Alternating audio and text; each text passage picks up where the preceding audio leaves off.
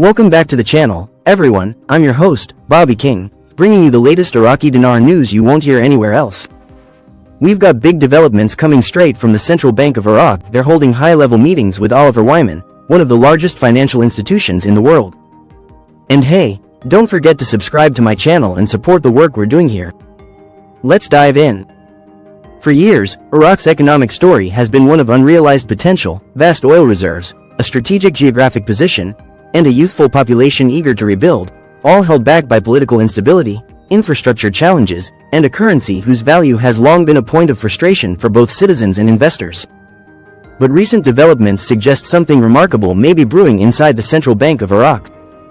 In what could mark a historic turning point, sources confirm the CBI has been engaged in high-level meetings with Oliver Wyman, one of the most respected global financial advisory firms in the world. And this isn't just about generic economic reform talk. The details emerging from these discussions are far more specific and potentially transformative. Oliver Wyman's involvement, a global financial heavyweight. Steps in. For those unfamiliar, Oliver Wyman is not a small consultancy taking a flyer on a developing economy. It is a financial powerhouse advising governments, Fortune 500 companies, and central banks worldwide. Their specialty? Overhauling financial systems, implementing complex risk strategies, and preparing economies for global integration. The very fact that the Central Bank of Iraq has brought them to the table is striking. These meetings aren't simply for optics. Oliver Wyman's expertise comes at a premium, and their work tends to be a precursor to structural overhauls. When they get involved at a national currency level, it's often tied to significant shifts in fiscal policy and monetary architecture. The security clearance platform, not just about safety. Adding another layer to this unfolding story is the mention of a security clearance platform currently in development and coordination with the CBI's broader plans. At first glance, this might seem like standard modernization. But the details point towards something more strategic. Security clearance systems are essential for the kind of international banking integration Iraq has long sought but struggled to achieve. They're tied to anti-money laundering standards, know your customer protocols, and compliance with international banking regulations. The significance here is that you don't build a high-level international security clearance system unless you intend to connect more fully with the global financial grid.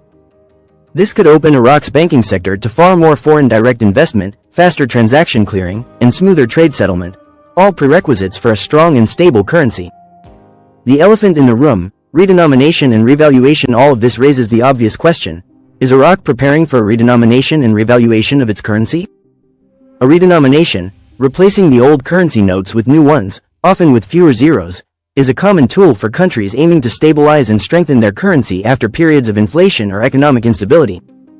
A revaluation, by contrast, is a change in the exchange rate, usually upward, reflecting improved economic fundamentals and market confidence. While speculation about Iraq's dinar has circulated for years, what makes the current moment different is the paper trail. This isn't rumor mill chatter. The evidence is appearing in print, in formal announcements, and in documented meetings. The CBI isn't hiding these moves. In fact, they seem to be telegraphing them. Why now? Timing is everything in monetary reform. Iraq has recently taken steps to improve its foreign reserves, curb inflationary pressures, and stabilize government finances through oil revenues. At the same time, geopolitical stability, while far from perfect, has improved compared to the chaos of earlier decades. Moreover, Iraq faces mounting public pressure to increase the purchasing power of the dinar. For everyday Iraqis, the value of their currency isn't just an abstract economic indicator, it's the difference between scraping by and living with dignity. And let's not forget, as Iraq rebuilds, it is competing with neighbors for foreign investment. A stronger, more stable currency would immediately make the country more attractive to international investors and trade partners. The potential shockwave of a currency shift should the CBI move forward with a redenomination and revaluation, the implications could be seismic. For Iraqis, daily transactions would become simpler, purchasing power could rise, and inflation could be further tamed. A sense of national pride would accompany a more respected currency.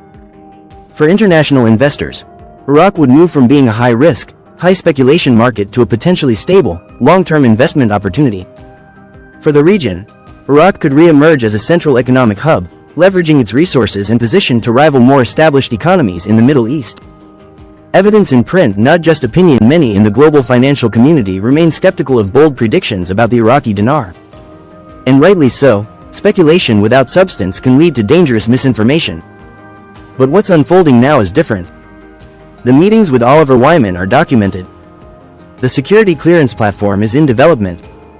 Statements from CBI officials reference modernization and systemic upgrades. These are tangible, verifiable facts, not whispers from anonymous sources. The pattern is clear. Iraq is quietly assembling the infrastructure necessary to execute a major monetary shift.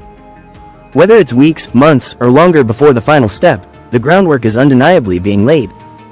A nation on the edge of renewal. The history of currency reform is filled with cautionary tales, but also with moments where nations successfully reinvented themselves economically.